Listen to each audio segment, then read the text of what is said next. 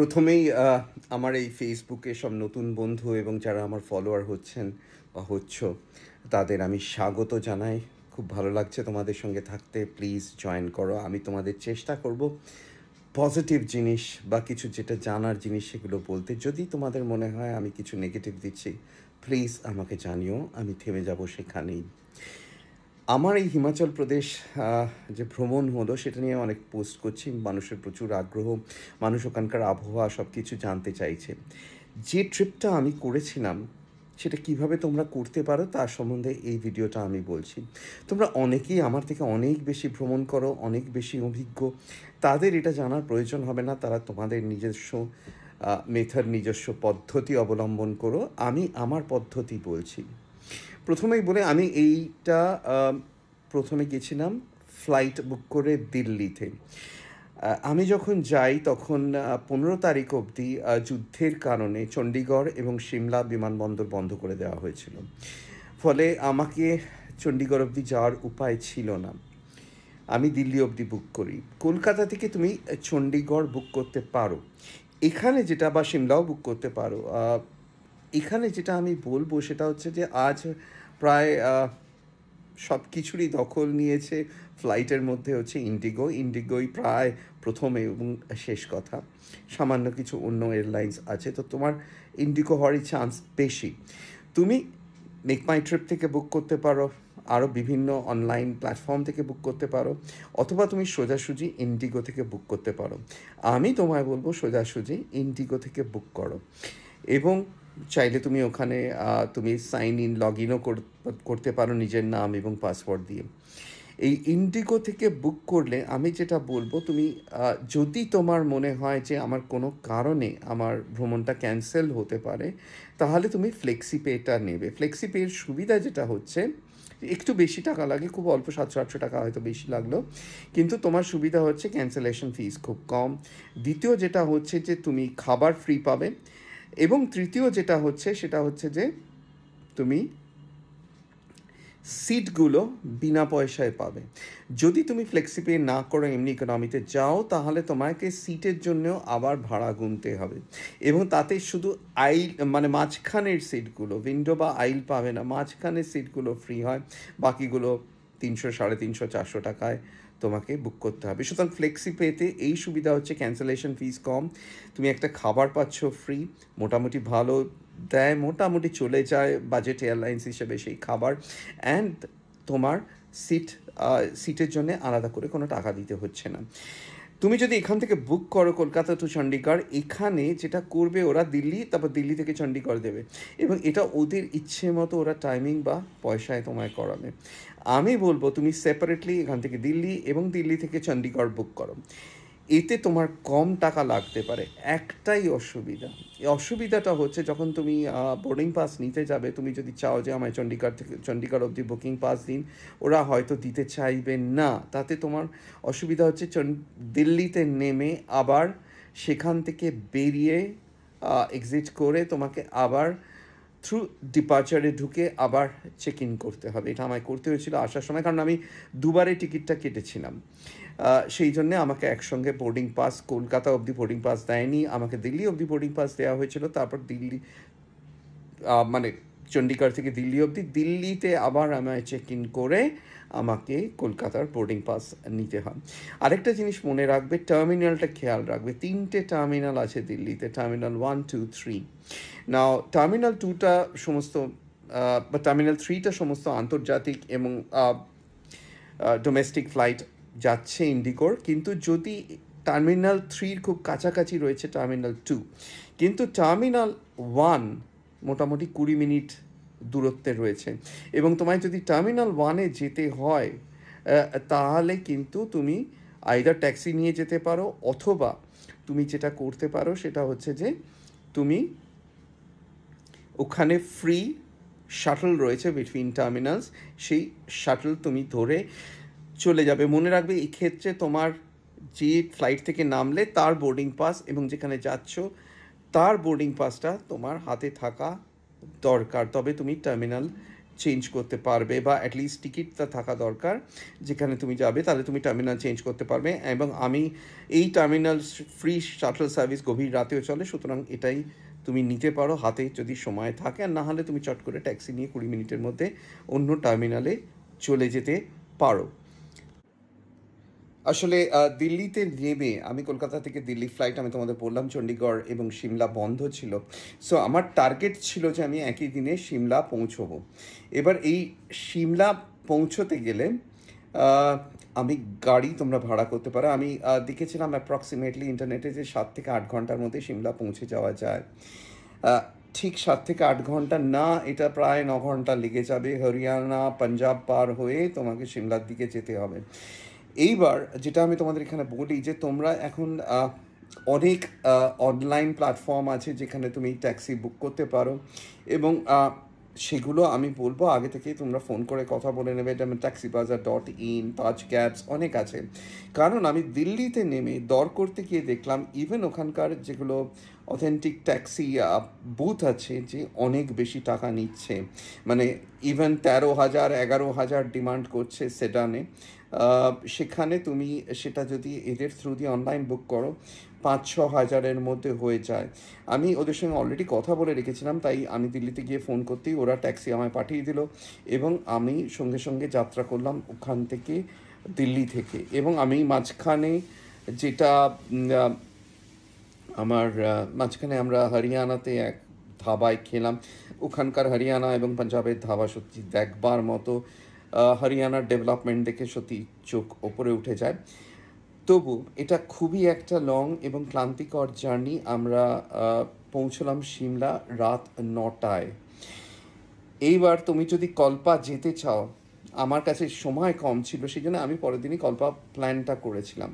তো গাড়ি আমি আগে থেকেই, আমার এক চেনা ড্রাইভার সিমলায় আছেন, উনি খুবই ভালো, আমাকে আগে সাংলা ভ্যালি নিয়ে গেছেন, ওর সঙ্গে আমি আগেই কন্ট্যাক্ট করে নিয়েছিলাম। তোরা যদি কোনো দিন চাও সেই নাম্বার আমি তোমাদের পাঠাতে পারি। বিক্রম সিং খুবই ভালো ড্রাইভার এবং খুবই শান্ত মানুষ।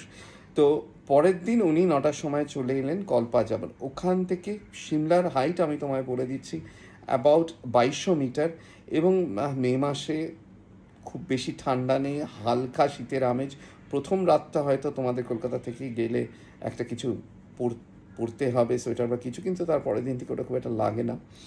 আর সিমলা কালীবাড়ি সম্বন্ধে একটা কথা বলি। কালীবাড়ি সকাল 7:30টায় খোলে এবং রাত 10টা অবধি খোলা থাকে যদি তোমরা ঝট করে কালী দর্শন করতে চাও। এরপরে আমরা এই সকাল 9টায় সিমলার গাড়িতে উঠে পড়লাম। বিক্রম সিং জি এসে গেছিলেন, এবং সেটা কল্পা পৌঁছতে আমাদের প্রায় 9 ঘন্টা লাগলো। যদিও সেখানে আবার 6-7 ঘন্টা ইন্টারনেটে বলা আছে, কিন্তু 9 ঘন্টা লেগে যেতে পারে, এবং ঠিকঠাকই উনি চালিয়েছেন। 2200 মিটার থেকে তুমি 2750 মিটার ওপরে উঠে যাবে, 9000 ফিট ওপরে। এবং আমি বলবো রেকম্পেয়ারতে না থেকে ডেফিনেটলি কল্পায় থাকা ভালো। কল্পায় কিছু হোটেল আছে অসাধারণ, সেখান থেকে তুমি কিন্নর কৈলাস দর্শন করতে পারবে। গিয়ে হোটেলে জেনে নিয়ে অবশ্যই কিন্নর কৈলাস শৃঙ্গটিকা, না হলে ভুল করবে।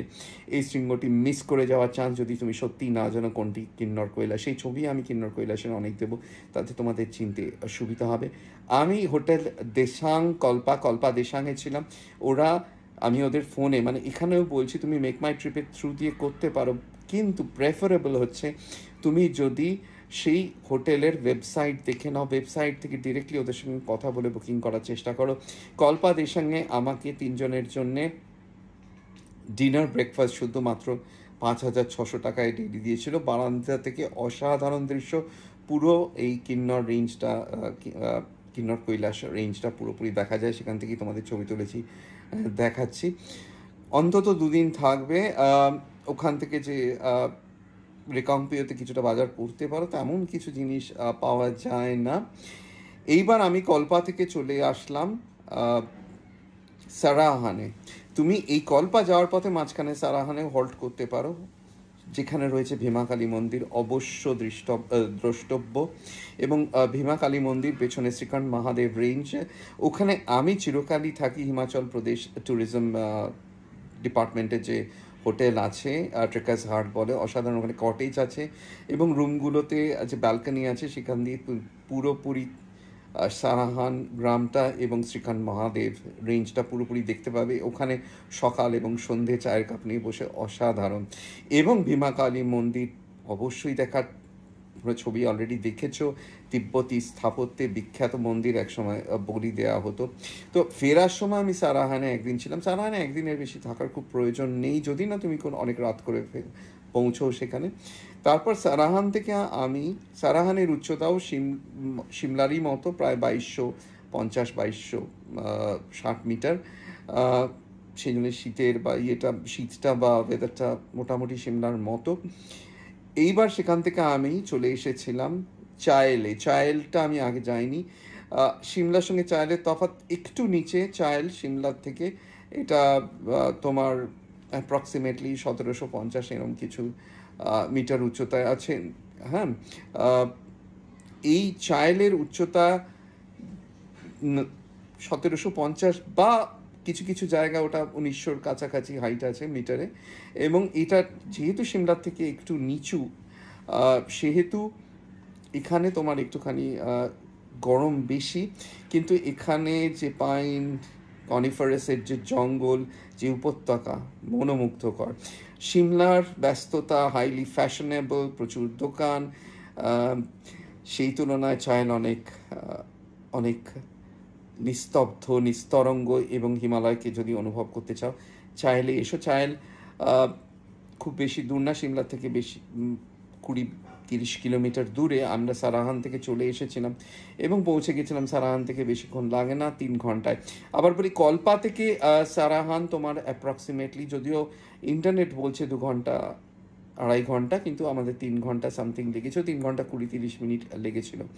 এবং সেখান থেকে সারাহান থেকে তুমি চায়েল বা সিমলা যদি আসতে চাও, তাহলে তোমার মোটামুটি 5-6 ঘন্টা লেগে যাবে। এবং আমি চাইবো তোমরা যারা চায়েল দেখোনি, চাইলে অনেক কিছু দেখবার আছে। যদিও আজকে ক্রিকেট স্টেডিয়ামটি, যেটা সর্বোচ্চ উচ্চতায় ক্রিকেট স্টেডিয়াম, সেটা আজকে পার্মানেন্টলি বন্ধ আছে। কিন্তু চায়েলের রাজপ্রাসাদ, চায়েলের আরেকটি ছোট্ট জায়গা আছে নদীর ধারে, সাধুপুল বলে, সেখানে গিয়ে কিছুক্ষণ সময় কাটাতে পারো।